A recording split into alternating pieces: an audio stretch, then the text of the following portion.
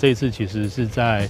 数位发展部的支持下，那我们利用生成式 AI 跟5G 的技术，那来重新打造跟完成一部新的这个沉浸式的剧场。这个沉浸式的剧场其实是透过这个农田这个市铁回忆然后来梳理农田这附近的过去的这种产业遗址的特色。更特别的是，其实应用5G 的技术跟生成式的这个科技可以让参与者马上透过12分钟的片子的参与，那你能够最后得到一个不同的答案。通过那个答案，其实你在参与一个当下跟未来的农田文化资产的发展。那我们希望透过这样的一个互动的形式，让更多的朋友认识文化资产。农田交叉文化资产教育园区其实有蛮多跟文化资产有相关的主题游戏，像我们的南仓跟北仓是以我们的乌山头水库、嘉南大圳为主题。那园区的后方呢也有水圳，所以在放水的时候，小朋友呢他可以亲自来体验什么是嘉南大圳、乌山头水库灌溉的用水。那在园区的后方也有考古展，那小朋友还有沙坑可以玩，所以这个园区其实它是一个非常适合亲子来亲近文化资产的一个场域哦。掌握施政3分钟，台南进步向前冲，请启动。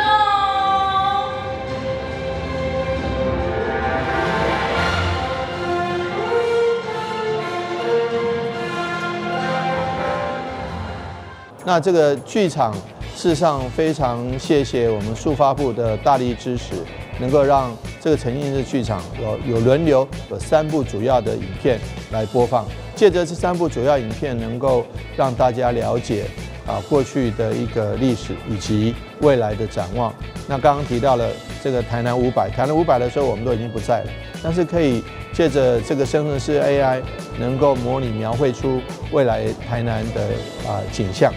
那这是第一点。第二点，这个农田跳峡园区当初在一片大家都还持保留态度的情况下来开馆，然后这几年来的营运非常顺利，而且获得各界的好评。这个是非常谢谢我们文化局以及文资处把历史的现场能够勾勒出来。本来是一个停车杂乱的一个空间，现在变成一个大家众所瞩目的一个展场，而且让整个大曾文地区也都能够有一个非常好的展演空间，尤其是交通非常方便，地理位置很好，就在龙田车站旁边，走路的距离就可以到了。所以说是非常值得，也非常适合大家来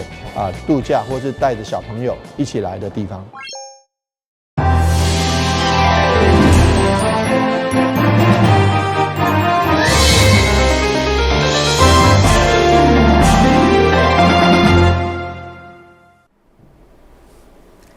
另外是本季欢迎收看11月5日中嘉台南电影新闻。首先来关心议会市政总质询，议员林彦洲伫会中痛心爆料，即阵2岁幼童2个月内被变态老师爱摕3公斤的地鸭，用吹风机烫面等各种的暴力对待，造成幼童身心拢严重受创。所以强烈呼吁市府要有同理心，提出霹雳，严格处罚加害者。对此，教育局表示，该名教保人员已经被判这4人不得做老师，并开罚60万。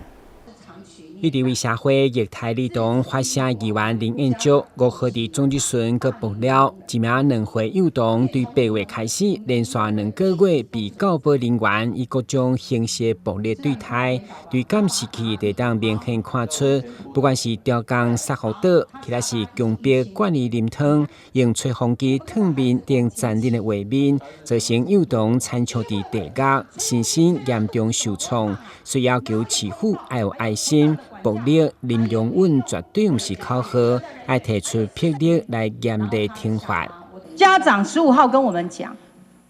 ，15号他去查说没监视器，他退学。然后他告诉我们教育局，好，教育局也告诉妈妈说没监视器。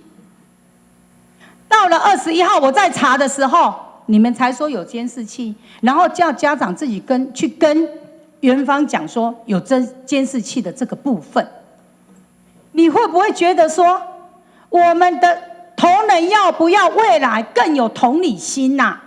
因为呢，孩子他不大会表达，你只要告诉我说，他叫我姨婆呢，他说验出姨婆，老师是这样打的，在哪里打？厕所打，因为厕所没有监视器，这个也没有所谓的录音存在。霸凌零容忍，霸凌零容忍，虐童零容忍，我们的零容忍一直都存在。我想，不管今天是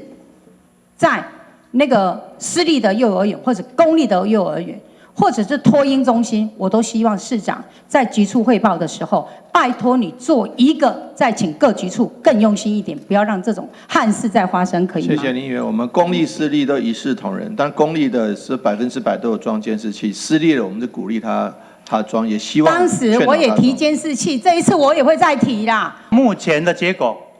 呢，这个老师相当的恶劣，不堪为教保人员，所以呢，我们已经做了认定委员会，认定为终身不得担任教保人员，然后也开罚了最高的60万。我想这个也应该给大家一些警惕。除了液态儿童唔甘，另外议员表明，痛心的也有安南区发生液态流浪猫，竟然手段残忍，将伊司机改替变态。会中议员以政界为例，犯了嫌犯的液态动物卖杀人的潜在暴力，要求市警局赶紧找出嫌犯。对此市长嘛一直讲残忍，强调性命无价，市警局一定会以尊重性命尽速破案。台南新闻军旗林英光采访报道。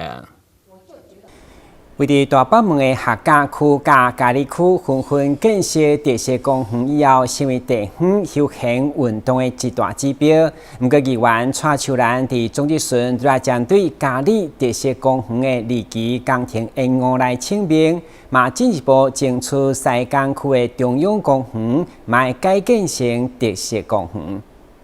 特色公园的建设一直是各议员争取的焦点，其中伫大北门区，议员蔡秋兰就来针对今年2月客家花种公园的启用，以及6月嘉义特色公园的一期开幕表达行为。不过，伫朱立顺认为美中不足的是日期工程拖着，加上有指标夜间照明不足等缺失，要求尽速完工。我要拜托局长。尽量快一点，因为咱这个你看进2月份，甲进已经头要几年的啊，甲进咱第2期的嘛拢还袂完工，尤其是咱的照明灯啊，下一张，你看是啊，迄照明灯无够光，暗时啊遐尼暗，你会感觉讲，那暗时啊要去咱特色公园。下班啊，咱一寡年轻人下班要带囡仔去遐行行的，伤过暗。所以迄照明灯，咱公务局爱含公所联系下，看要安怎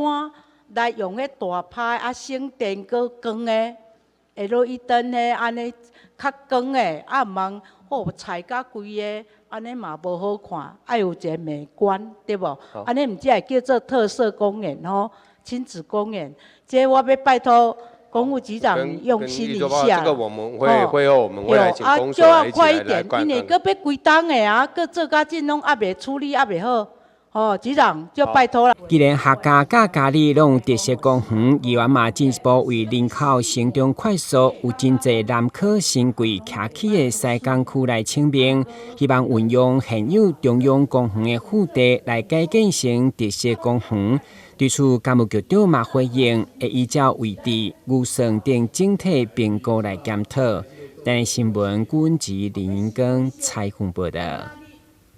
由市府经发局主办的台南科技产业论坛5号伫树谷音乐厅举行，邀请学者专家针对 AI 伫智慧城市的建设、产业升级以及创新创业的应用来分享，希望借着产官学研的合作，向世界展现台湾科技的能力。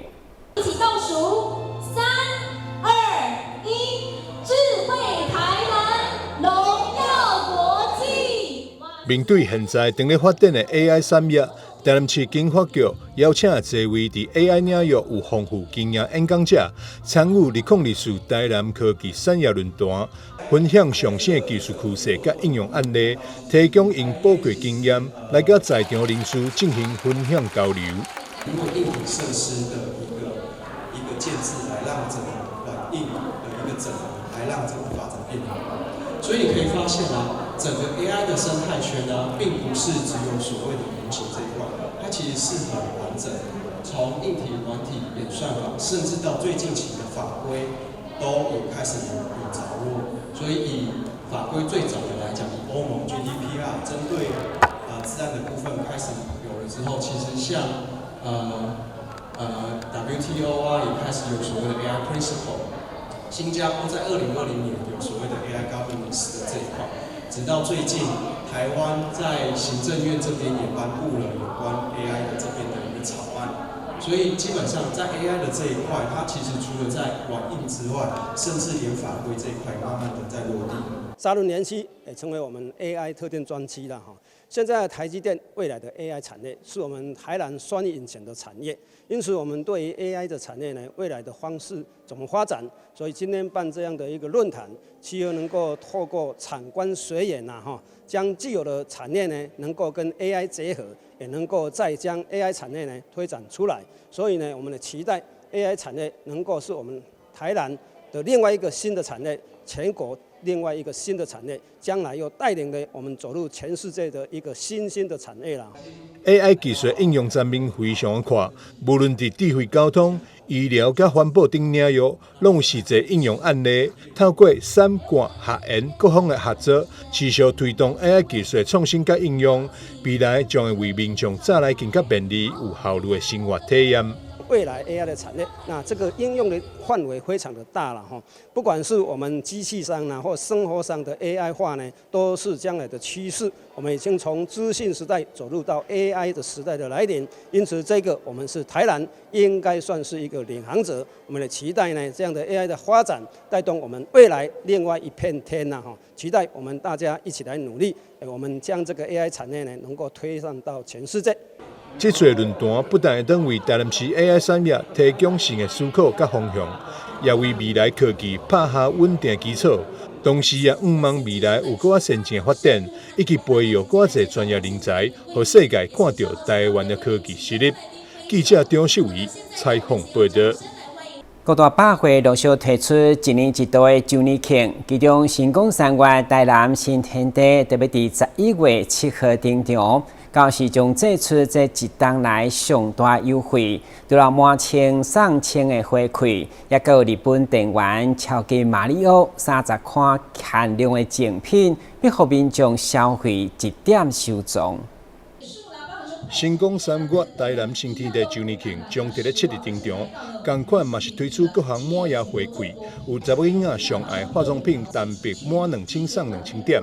专柜满5000送5000点。以及前7日单笔满10000送10000等优惠好康。推出了年度热销爆品 SKM Only 西门独家现场夯品来备战，在国际精品啦、旗舰家电啦、智慧3C 啦，大家都勇于投资中高价，那怎么买最划算？周年庆的活动跟商品，西门店的部分，也是准备的相当充裕。那在活动的部分，除了往年有的所谓的满千送点的一个活动之外，那基本上在路上的部分也都有去强化的一个加码。那整体来看的话，今年的一个周年庆的回馈是相对有，所以期待消费者能够西门店往上升，让12年的一个周年庆。成功3月台南新天地，这次也找来日本经典电玩 IP 超级马里奥，强强联手推出30款经典角色赠品，有帆布袋、水杯、毛毯、手机包等古早物件，相信一定会在台湾再次引爆收藏的热潮。记者张秀仪采访报道。中央新闻在基隆，中嘉新闻在台北，中嘉新闻在新北，中嘉新闻在桃园，中嘉新闻在台南，中嘉新闻在高雄，忠实呈现最佳新闻。每周六下午1点，请锁定高雄都会台中嘉新闻周报，带给您最在地的观点，最有人情味的报道。台湾好新闻就在中嘉新闻周报。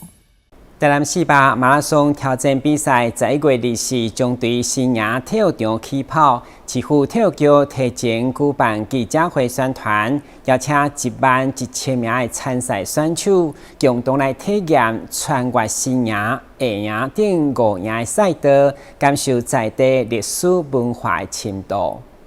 在新营高中流行舞蹈社团的热情歌舞带动之下，体育局选在影城园头前办理记者会，来宣传11月24台南400马拉松挑战比赛即将对新营体育场出发。会中除了市长吴伟霆亲自到场，也有上强伤员之称的苏志斌等一电竞选手来共同响应，到时将带领参赛者穿越开台5营赛道。这一次的这一场是竞赛组的，也就是全马。那我相信已经报名，现在已经超过11000人了已经相当多人，所以基本上我们地方政府要做的就是要把这个赛事的品质提高、维持住，然后把沿途的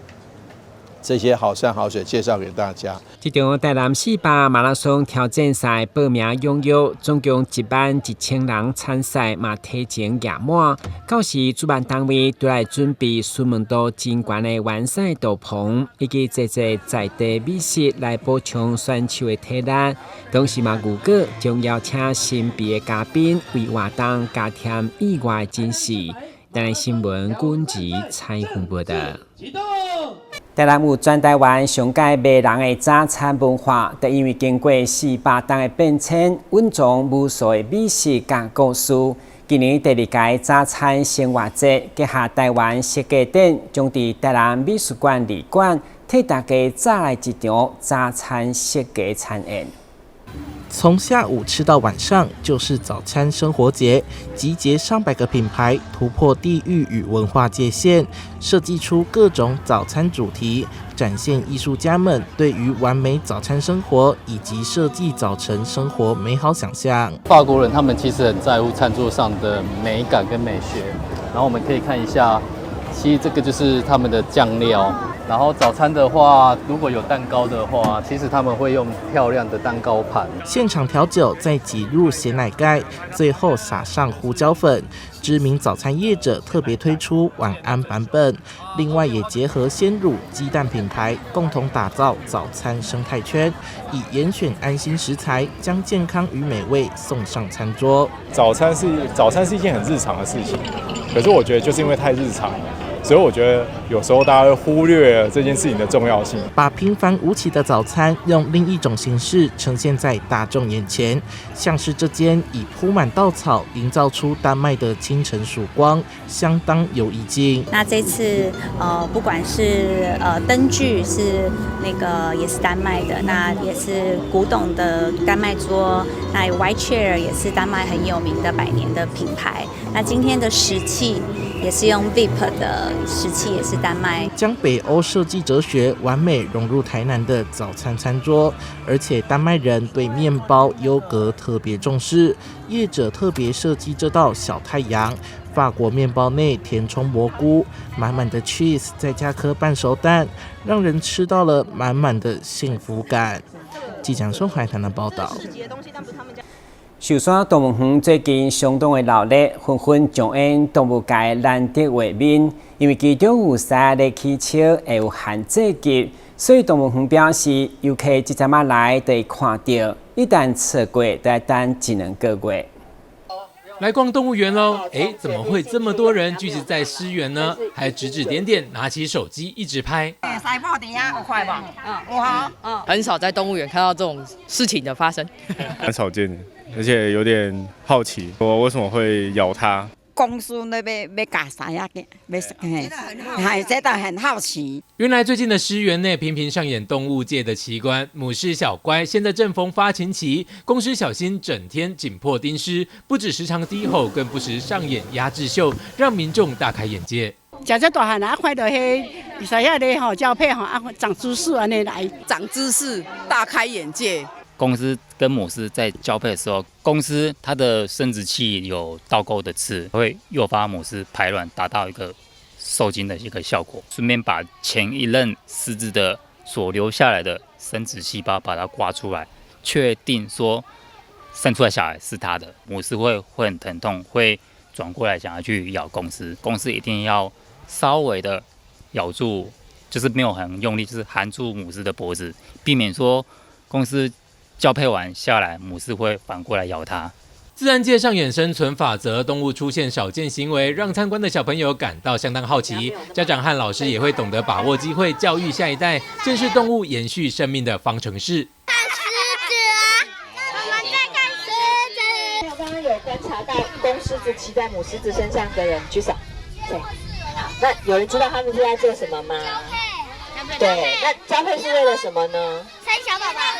对，没错，这是他们大自然中要诞生下一代很重要的行为。甜蜜蜜的画面闪瞎了不少民众，也敲完小狮子的诞生。不过会不会有下一代？园方说要赌赌看，因为从去年配对到现在还没有结果。会不会有新生命的到来？大家可以一起期待。记者张世明高雄报道。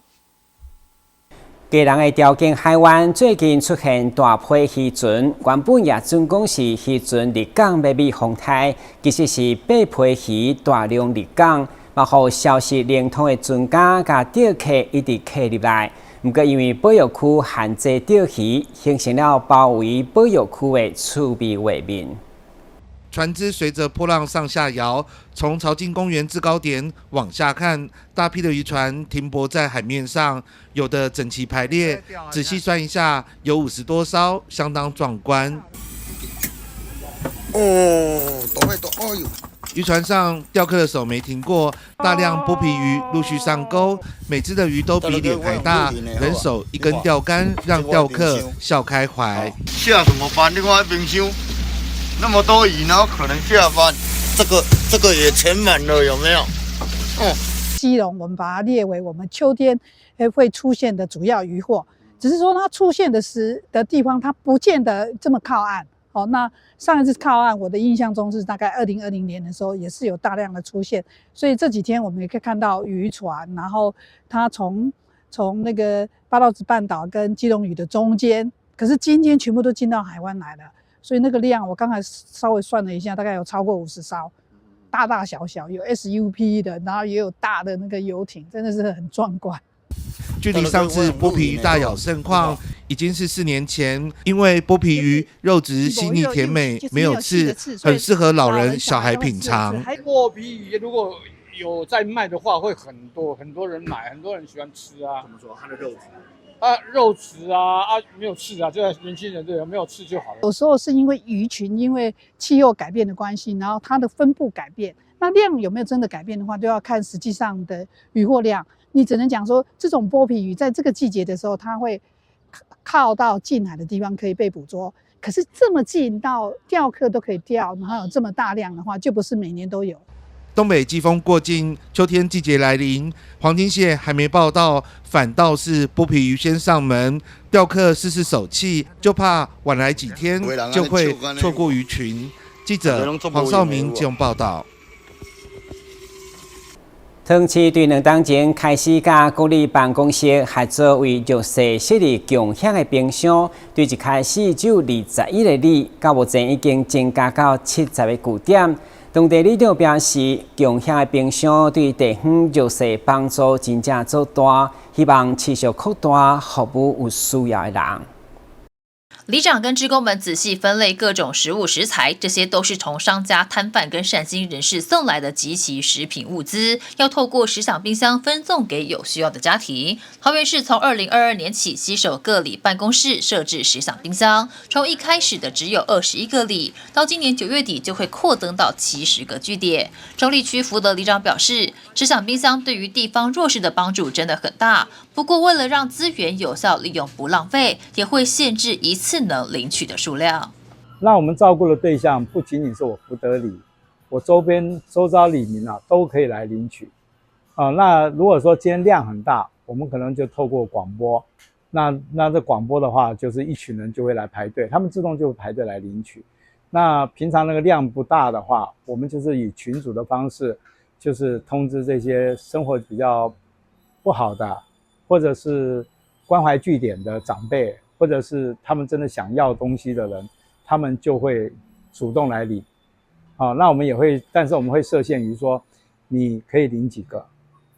然后不是说你可以拿一个大椅子拼命装。那还有一点就是，我们也会通知我们里上有一个向阳关怀协会，他们那个小朋友都是清寒家庭的。为了确保大家能吃得安心又安全，除了志工的把关，也会尽量将取得的物资在1小时内分送完毕，除非真的不方便配合领取时间，才会用到冰箱。基本上思想冰箱是一个领一个，但里长坦言，如果真的要能够照顾到每一个弱势家庭，思想冰箱一个真的不够，至少要3个。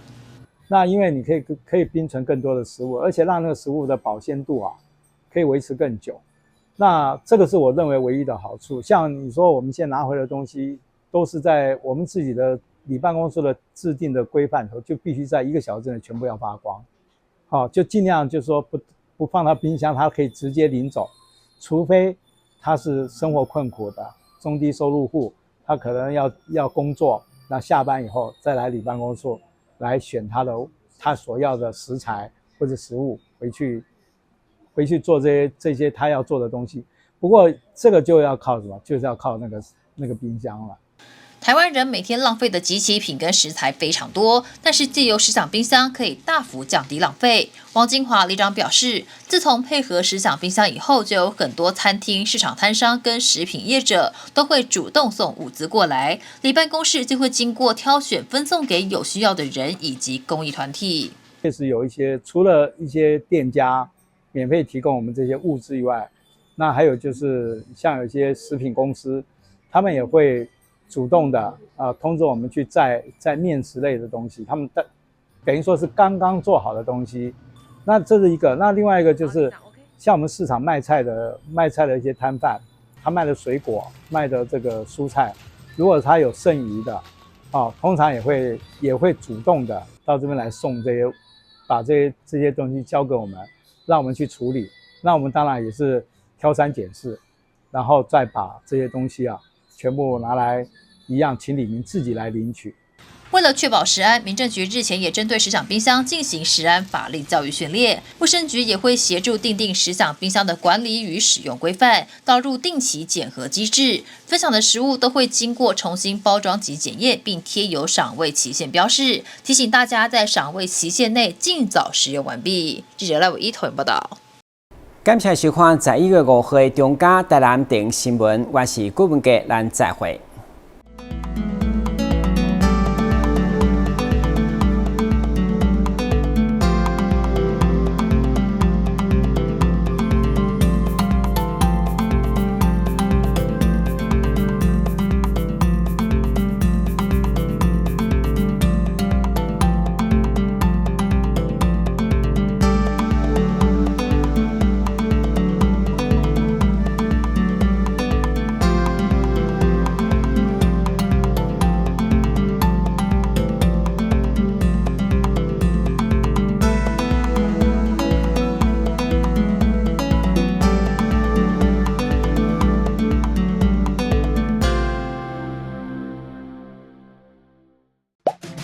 节能省电救荷包，爱护地球一起来，消灭用电怪兽大作战，请你跟我这样做。消灭冰箱怪兽这样做，避免阳光直射，距离墙面10公分以上。定期清冰箱，让内部冷气流通。热时冷却再放入，减少耗电量。不要频繁开关，压缩机运转很耗电。消灭冷气怪兽这样做。温度设定26到28度，家电扇助循环。睡觉定时4小时，滤网2周洗一次，提高降温效率。冷气启动最耗电，切勿频繁开关。换购冷气时 ，CSPF 值越高越省电。灯光照明占家用电量10%。消灭照明怪兽这样做：更换 LED 灯具省电50%，灯具定期擦，提高光源效率。善用日光效益，不开灯不耗电。随手关灯，随手关灯，随手关灯，打击耗电小怪兽。煮饭前先浸泡，缩短烹煮时间。随手拔插头，家电不待机。累积衣物一起洗更省电。选购有节电标章、效率一级的产品。随手关灯，节能减碳，减轻地球的负担。